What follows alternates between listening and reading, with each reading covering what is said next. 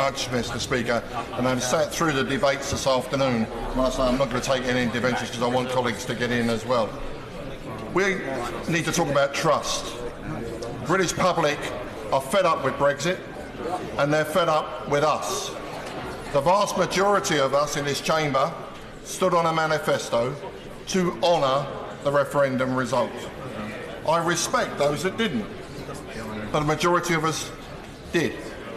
But this House, whether we like it to admit it or not, is a Remain House. Absolutely. The Labour Party would like to bring this government down, and they quite clearly see this as an opportunity to do that.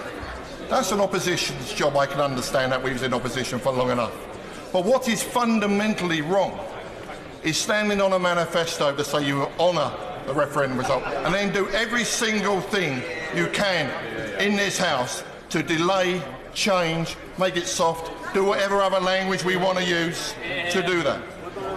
And I'm not going to give way. I've already said I'm not going to give way, and I'm not going to give way, so there's others. We can build the trust again in the British public, but we're going to do that if we compromise, not compromising like the Scottish National Party we were talking about earlier on, which is we don't leave, not saying we want to be in a union, not saying, yet again I'm so popular, Mr. Speaker, but actually I'm pleased the Prime Minister's here because this is fundamental.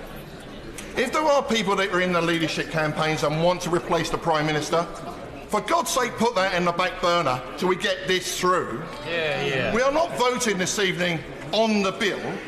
What we're doing is voting to get onto the bill so we can have the amendments, we can have those changes that so many colleagues are concerned, including my friends from Northern Ireland. Colleagues stood on a piece of paper that said, I will honour it. They will have to go back to their constituencies and say, I have honoured the referendum result as I promised you. I will have to go back and say that I've compromised because I don't like the agreement. Most of us don't like the agreement. But it's a damn sight better than sticking two fingers up to the British public and say we can ignore you.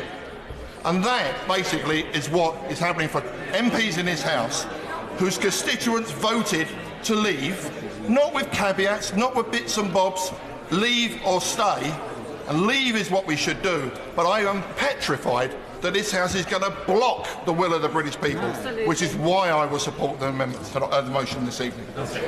Jeremy Corbyn.